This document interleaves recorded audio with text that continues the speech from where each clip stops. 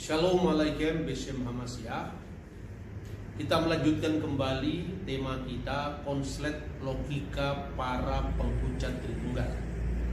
Kali ini kita akan membahas lebih lanjut mengenai tuduhan palsu bahwa Matius pasal 28 ayat 19 ayat palsu. Minggu yang lalu kita sudah berbicara salah satu kelemahan logika dari para penghujat Tritunggal adalah tidak bisa membedakan antara satu Tuhan dengan satu batu, satu bilangan. Saya memberikan contoh kutipan dari Sefer Bereshit pasal 1 ayat 1, bagian dari kitab Taurat Musa yang diawali dengan ayat yang berbunyi Bereshit bara Elohim et hasamayim ve et saaret. Pada mulanya Allah menciptakan langit dan bumi, dan huruf Ibrani diawali dari huruf Bet. Seluruh teks kitab suci Taurat itu diawali dari huruf Bet, Bereshit. Huruf Bet itu tertutup di belakang, ya. Sebelum penciptaan langit dan bumi, itu adalah misteri ilahi. Dan tentu berbicara tentang Allah itu tidak berbicara tentang aspek ruang dan waktu. Setelah Tuhan menciptakan et hasamayim ve et saaret, langit dan bumi, baru muncul ruang, waktu, angka, keterbatasan bilangan dan sebagainya. Maka kesalahan parah ini mesti disadari bagi setiap seorang pencari kebenaran yang bisa membedakan satu Tuhan dengan satu batu. Lalu yang kedua, kecerobohan mereka dalam memahami teks-teks kitab suci. Kita mengetahui bahwa Perjanjian Baru itu menyingkapkan rahasia yang didiamkan selama berabad-abad. Perjanjian Lama baru berbicara secara implisit tentang Allah Tritunggal. Tatkala kita Kejadian berbicara Allah menciptakan, lalu rohnya melayang-layang di atas permukaan air, wiruah Elohim merakefet alfini hamayim, dan wayomer Elohim, berfirmanlah Allah yehi or wajehi or, jadilah terang, maka terang itu jadi. Itu sudah bicara tentang aktivitas penciptaan yang dilakukan Allah, firman-Nya dan rohnya. Dalam Perjanjian Baru, Kristus memberikan instruksi yang dikenal dengan amanat agung. Jadikanlah semua bangsa muridku dan baptiskanlah mereka dalam nama Bapa dan Putra dan Roh Kudus. Estu onomato patros itu iu itu agiu penefmatos. Nah, ayat yang sangat penting ini menurut beberapa kelompok yang sekarang ini mulai marak di Indonesia, bahwa itu adalah ayat yang katanya palsu. Dari berbagai macam terjemahan yang mereka ajukan, kenapa terjemahan, kenapa bukan teks aslinya langsung, mereka mengemukakan bahwa Eusebius dari Kaisarea pada abad keempat memiliki bacaan yang berbeda dengan teks yang sekarang beredar. Karena seperti tampak pada terbitan Novum Testamentum Greek tahun 1935, di sini ada varian teks, ya, tertulis Eus ini Eusebius, lalu tertulis Eisto onomatimo, dalam namaku. Nah, oleh karena itu mestinya ayatnya berbunyi dan baptiskanlah mereka dalam namaku, nama Yesus. Dan dengan demikian itu lebih cocok dengan kitab Kisah Para Rasul, di mana ada banyak ayat lain yang mengatakan membaptis itu di dalam nama Yesus atau dalam nama Tuhan Yesus. Estu onoma Yesus, bukan estu onomato patros ketu iu ketu agiu penefmatos, bukan dalam nama Bapa dan Putra dan Roh Kudus. Nah, sebetulnya apakah benar ada teks Alkitab yang berbunyi baptiskanlah mereka dalam nama? Ternyata tidak. Kenapa tidak? Seluruh teks Perjanjian Baru pada bagian Injil Matius itu bunyinya sama. Di situ kita mengenal naskah tertua yang bisa kita temui dari berbagai macam terbitan, ya. Antara lain misalnya Codex Vaticanus. Ini misalnya Codex Vaticanus ini tahun 350-an, dan ini diterbitkan ulang di Roma tahun 1868. Diterbitkan di Roma tahun 1868. Ini jelas memuat teks yang berbunyi Bapa, Putra dan Roh Kudus, belum lagi teks Codex Alexandrinus, lalu Codex Washington, Codex Bizai, rata-rata dari abad ketiga dan abad keempat, semua memuat itu. Belum naskah-naskah kuno seperti misalnya naskah Koptik dari abad keempat yang sekarang disimpan di Puttmeriana Biblica, Bibliotheca Puttmeriana di Switzerland. Lalu juga naskah yang disebut Vetus Latina dalam bahasa Latin tahun 150.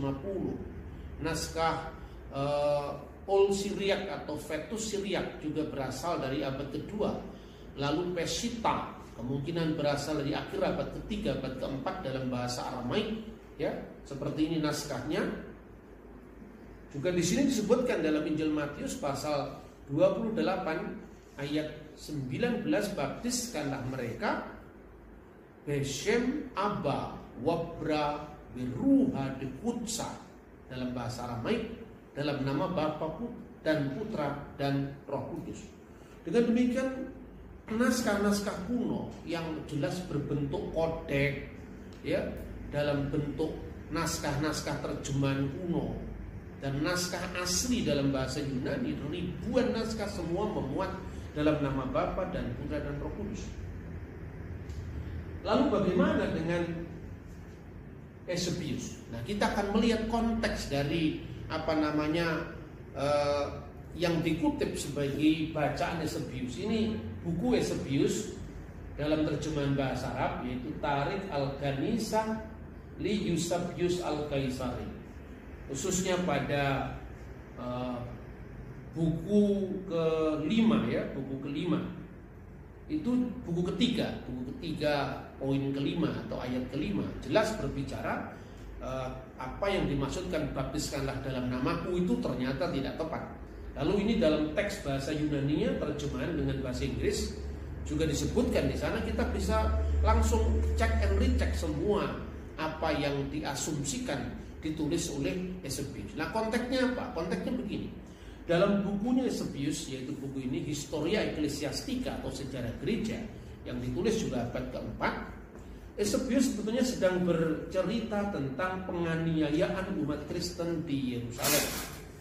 Nah, setelah kematian syahid Rasul Yakobus, anak Yepedeus saudara Yohanes, kemudian kematian Stefanus, kemudian kematian Yakobus uskup Yerusalem, dan banyak rasul-rasul yang mengalami penganiayaan secara sangat mengenaskan, maka umat Kristen meninggalkan Palestina dan hijrah ke kota Pela. Pela adalah wilayah Transjordania seberang Sungai Yordan. Tapi dengan hijrahnya orang Kristen ini, kata Eusebius, justru digenapilah sabda Tuhan yang diucapkan Kristus sebelum Kristus naik ke surga, yaitu ayatnya begini yang dikutip oleh Eusebius, baptiskanlah, tidak ada kata itu, tetapi pergilah dan jadikanlah semua bangsa murid dalam namaku. Jadi tidak ada kata baptiskanlah, baptisontes, autos, esto, onomati, mau, tidak ada. Oleh karena itu di dalam varian teks tadi hanya disebutkan esto, onomati, mau dalam namaku, tetapi tidak ada konteks baptisannya. Berarti apa? Di sini sebetulnya Eusebius kilaf mengutip naskah Kalau untuk ukuran kita, sebetulnya kalau untuk ukuran zaman dulu ya, karena mengutip ayat itu kan kadang-kadang tidak dikutip lengkap. Dan ini sampai sekarang juga masih terjadi ketika kita mendengarkan khotbah-khotbah di gereja. Tinggal konteksnya apa. Nah di sini tidak bisa dijadikan varian teks untuk menandingi teks resmi Perjanjian Baru yang jumlahnya ribuan, itu tentu tidak bisa. Lebih-lebih kalau kita membaca tulisan Eusebius yang lain, misalnya tulisan yang berjudul Demonstratio Evangelica. Dalam buku yang berjudul Demonstratio Evangelica 1 bab 1 ya, ayat 6, di situ dikatakan Tuhan dan juru selamat kita Yesus Kristus Putra Allah berkata kepada murid-muridnya setelah kebangkitannya, pergilah dan jadikanlah semua bangsa muridku dan ajarlah mereka apa yang telah kukatakan kepadamu. Di sini juga tidak ada kata baptisan. Baptis dilewati. Jadi kita tidak bisa mengukur tulisan Eusebius ini sebagai varian teks dari Matius pasal 28 ayat 19. Karena ternyata di dalam bukunya yang lain Eusebius memang tidak mengutip secara lengkap ayat-ayat itu kalau tidak bersesuaian dengan konteks yang diucapkannya. Nah, lalu ada satu bukti yang ini sangat penting ya. Bukti itu adalah tulisan dari Eusebius yang lain dalam bahasa Aramaik yang lebih dikenal dengan Syriac Theophania. Nah, yaitu Ketaba di Eusebius Caesarea di Aldenha Alahaya. Nah, bukunya ini sekarang banyak terbit, bisa di pesan mungkin di Amazon, karena dalam buku ini Eusebius justru mengutip secara full ayat Matius pasal 28 itu sesuai dengan konteksnya dalam Alkitab. Jadi saya bayangkan waktu Eusebius menulis Historia Ecclesiastica atau Demonstratio Evangelica itu mungkin dia tidak mengutip langsung secara harfiah atau lagi membaca Injil, tetapi mungkin ketika Eusebius menulis bukunya Denha Alahaya itu, dia sedang membaca teks, dan apa yang ditulis di situ jelas-jelas semuanya cocok dengan teks kitab suci Perjanjian Baru. Secara khusus adalah Matius pasal 28 ayat 19. Kita akan lihat. Nah, ini apa yang ditulis oleh Eusebius itu ternyata persis sama dengan teks Pesita ya. Dalam teks Pesita itu kalau lengkap dibaca dari pasalnya itu dan ayatnya, pasal 28 ayat 19 itu jelas sekali. Ayat 19 di situ dikatakan zelo hakil, pergilah. Ya, oleh karena itu, zelo pergilah, talmidu muridkanlah atau jadikanlah murid atau muridkanlah kulhum ami, semua bangsa dan baptiskanlah wa amidu inun, dan baptiskanlah mereka Bishem Aba, dalam nama Bapa, Wabra dan Putra, Waruha Dikutsa dan Roh Kudus.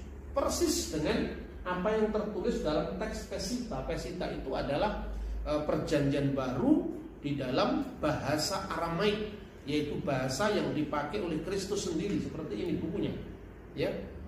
Dan ini Kristus itu memang berbicara dalam bahasa Aramaik sehari-hari. Kemudian dia berbicara dalam bahasa Ibrani ketika dia mendaras kitab Taurat, seperti diceritakan di dalam misalnya Lukas pasal 4 ketika Yesus diberikan gulungan kitab suci lalu membaca dari kitab Nabi Yesaya, Roh Tuhan ada padaku, Ruach Adonai Alai, dan seterusnya. Tetapi kenapa Injil kita ditulis dalam bahasa Yunani? Karena bahasa internasional saat itu adalah bahasa Yunani. Nah, saudara-saudara yang mau saya kasih catatan dari kasus ini adalah bahwa orang Kristen itu begitu bebasnya. Tapi memang tahun-tahun abad 19 dan awal abad 20 itu memang memuncaknya liberalisasi pemikiran di Eropa.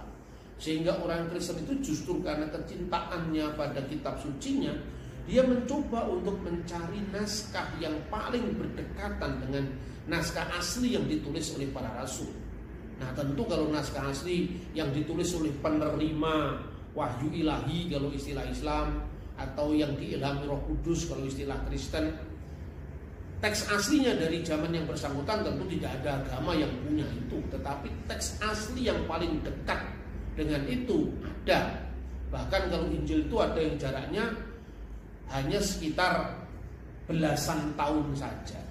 Nah, karena kesadaran tentang kesalahan yang dilakukan oleh para editor, ini bukan firman yang diubah.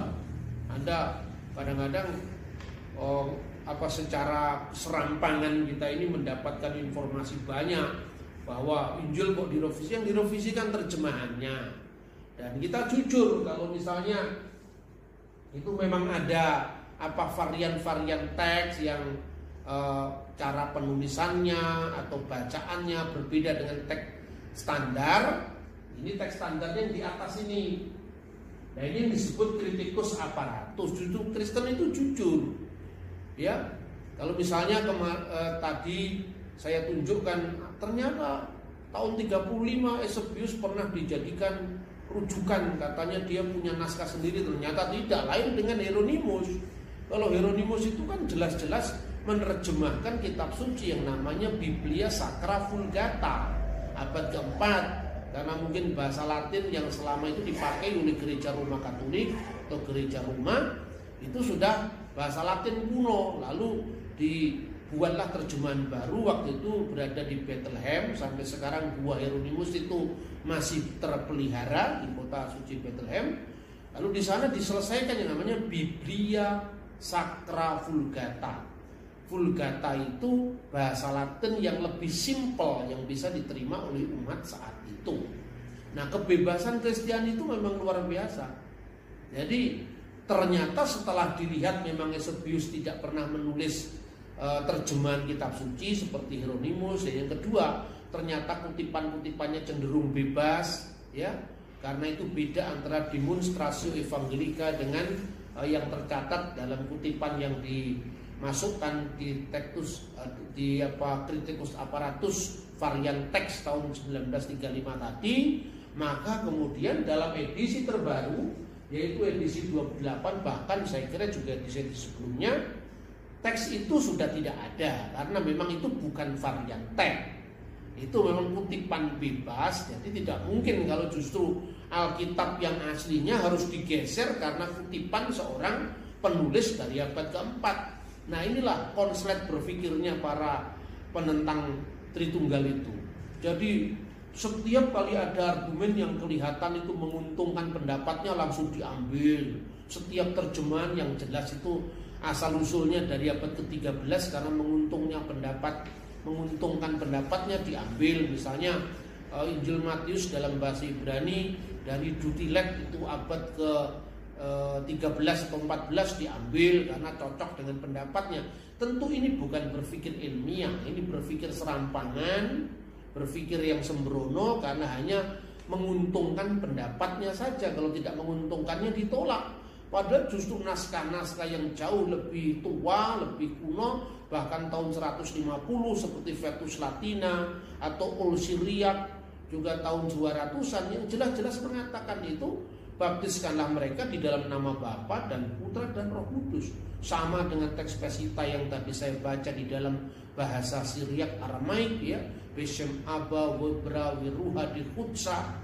Sehingga sampai sekarang kalau di gereja-gereja berbahasa Syriac, ya, kayak gereja Maronit Ortodoks Syria, gereja Maronit, gereja Katolik Syria, itu semua kalau membaca doa diawali dari Beshem Abba Webra Wiruha di Kutsa Allah Hasarira. Itu kalau untuk Syria Timur. Kalau Syria Barat itu adalah Bism Abu Webru Wiruha di Kutsu Hat Aluhu Sariro Amin. Demi nama Bapa dan Putra dan Roh Kudus, Allah yang esa dan benar, amin. Ditegaskan di situ. Kenapa ditegaskan Allah yang esa dan benar? Karena jelas kata yang diterjemahkan dengan nama itu tunggal bentuknya, esto onoma, dalam satu nama, tu patros, gitu iu, gitu agiu, pneumatos. Dengan demikian, apa tidak ada bukti bahwa ada teks yang berbunyi demi namaku? Lalu bagaimana dengan kisah para rasul? Ya tentu itu kasus tersendiri yang nanti kita bahas. Karena dalam baptisan-baptisan yang diceritakan kisah para rasul itu kan narasi, bukan instruksi. Dalam pembahasan berikutnya saya akan membahas itu tentang bagaimana formula di dalam Matius pasal 28 dan 19 dibandingkan dengan aneka ragam baptisan yang tampaknya menggunakan rumusan dalam nama Yesus atau dalam nama Tuhan Yesus dan sebagainya. Ini Kodeks Vatikanus yang tadi saya sampaikan ya, naskahnya adalah ini, di-scan dari sini tahun 325. Nah, saudara-saudara, bukti-bukti baptisan kuno yang bisa kita baca formulanya ya. Misalnya Didake. Didake itu adalah buku katekisasi kuno yang digunakan para katekumen yang baru mau dibaptis. Itu ditulis ketika rasul-rasul sebagian masih hidup, sekitar tahun 90 Masehi. Rasul Yohanes meninggal di Efesus itu tahun 96 Masehi. Di sini jelas sekali disebutkan misalnya dalam bab ke-7 ya, ditulis begini tentang baptisan, baptiskanlah dengan cara demikian. Setelah terlebih dulu diajar intinya begitu, maka mereka dibaptis di tempat atau di air yang mengalir di dalam nama Bapa dan Putra dan Roh Kudus. Kalau tidak ada air yang mengalir, bisa guyur di atas kepalanya 3 kali dengan nama Bapa dan Putra dan Roh Kudus. Jelas bahwa di sini adalah dokumen yang jauh lebih tua daripada Eusebius dari abad keempat. Karena instruksi Yesus di dalam Matius pasal 28 dan 19 itu kemudian diindahkan oleh bapak-bapak gereja. Bahkan sebagian ketika Rasul masih hidup dijadikan formula baptisan. Maka dengan demikian baptisan dalam nama Yesus itu pasti memiliki makna yang berbeda. Nah, kesalahannya di mana? Apakah baptis dalam nama Yesus tidak sah? Ya tidak salah saya kira, karena itu ada dalam Alkitab. Tetapi yang menjadi salah menyamakan bahwa Bapa, Putra dan Roh Kudus adalah sama dengan Tuhan Yesus. Yang disebut Tuhan Yesus itu kan wujud Sang Firman yang turun ke dunia, di mana anak laki-laki yang dilahirkan Bunda Maria itu akan disebut Yesus. Jadi Yesus adalah nama inkarnasi Firman ke dunia, bukan nama Tritunggal. Nah, ini yang nanti akan saya bahas pada pertemuan berikutnya. Lalu ada catatan berikutnya itu dari Bapak gereja namanya Irenaeus. Dan Irenaeus itu adalah muridnya Polikarpus, dan Polikarpus adalah muridnya Yohanes.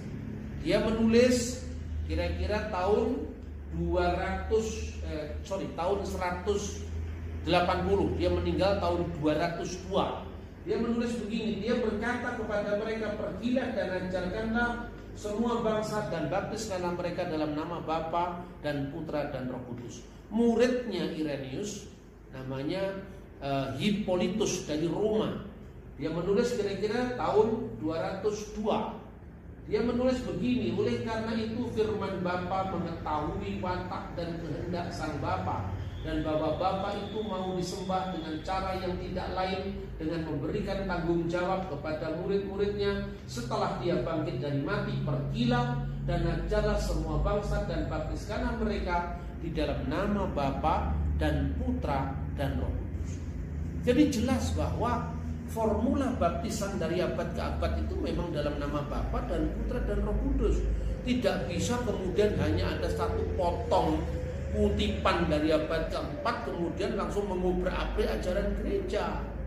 Saya membayangkan ya, memang kalangan Kristen ini sangat liberal.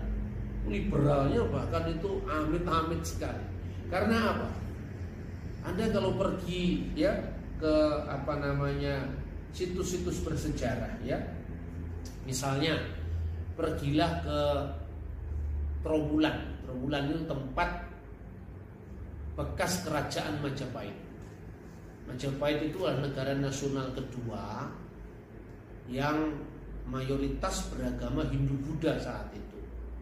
Dari Majapahitlah kita mendapatkan Seloka, Bhinneka Tunggal Ika, Salam Nasional Merdeka, bahkan kata Pancasila itu dari Majapahit. Pancasila ya gegenden teteki hayua lupa, Pancasila hendaklah dipegang teguh dan jangan dilupakan. Itu dari zaman Majapahit. Tetapi pada saat Majapahit itu sudah mulai masuk agama Islam. Dan banyak bahkan di kalangan mereka itu yang berhubungan dekat dengan istana, antara lain makam Putri Campa. Dan makam itu terkenal yang namanya makam Troloyo, dalam Majapahit namanya Tralaya. Tra itu singkatan dari kata setra. Setra itu artinya lapangan atau medan. Makanya perang Baratayuda diadakan di medan Kurusetra, yaitu di lapangan Kuru. Nah, laya itu berasal dari kata laya atau pralaya, artinya mati. Jadi itu artinya tempatnya pekuburan. Maka ada Pasetran Gondo Mayit, itu istananya Batari Durgo. Setra itu artinya lapangan atau medan. Nah, di situ ada banyak makam-makam Muslim. Misalnya ada makam Muslim, kalau tidak salah itu makam ke-10 dan makam ke-4. Itu ada kutipan ayat Al-Quran dari surat Ali Imran ayat 185 kalau tidak salah. Nah, di situ kan surat Ali Imran 185 itu dikutip karena memang cocok dengan tema kematian di situ. Pralaya itu tadi, medan kematian. Maka diingatkan umat Islam itu kalau hidup itu pasti ada akhirnya. Lalu ayat yang paling banyak dikutip itu antara lain adalah kullu nafsin dha'iqatul maut. Ayat ini masih ada lanjutannya, panjang lanjutannya. Tetapi kadang-kadang dikutip tidak lengkap. Ada kadangkala cuma dikutip ya, kullu nafsin dha'iqatul maut. Setiap yang bernyawa akan merasakan mati. Tapi kalau saudara cari, tidak ada umat Islam di dunia ini yang kemudian memasukkan ini misalnya kritik teksnya dalam Al-Quran. Itu adalah varian teks dari makam Tralaya ke-10, bahwa ayat surat Al-Imran 183 itu hanya pendek bunyinya, kullu nafsin dha'iqatul maut. Tidak ada, karena umat Islam masih waras, bisa menjaga kitab sucinya. Lain dengan orang Kristen yang kadang-kadang gemblung karena dia tidak paham dengan firman Tuhan ya, dan kadang-kadang itu berpikir terlalu bebas ya. Saya bersyukur bahwa kesadaran dari para pengumpul naskah kitab suci ya, Nestle Aland edisi yang ke-28 itu memang tidak lagi memuat yang namanya varian Eusebius, karena itu memang bukan varian teks kitab suci. Saya kira itu yang bisa saya sampaikan dalam pertemuan kedua dengan tema yang cukup menarik ya, menjawab tuduhan palsu bahwa Matius 28 ayat 19 adalah ayat palsu. Sampai ketemu kembali di dalam pertemuan berikut dengan tema yang menarik yang masih berkisar tentang Tritunggal. Kiranya Tuhan memberkati pikiran kita dengan pencerahan agar kita tidak mengalami konslet berpikir lagi, tetapi lebih setia pada firman Tuhan dengan memakai metode yang benar, yang bertanggung jawab dan sesuai dengan kaidah-kaidah penafsiran kitab suci. Kemuliaan bagi Bapa dan Putra dan Roh Kudus sekarang dan selalu serta sepanjang segala masa. Al-Masjidul Ab wal Ibni wa Ruhil Qudus. al-ana wa qulu awanin wa ila dahrid duhur. Amin. Shalom alaikum bisya Muhammadiyah.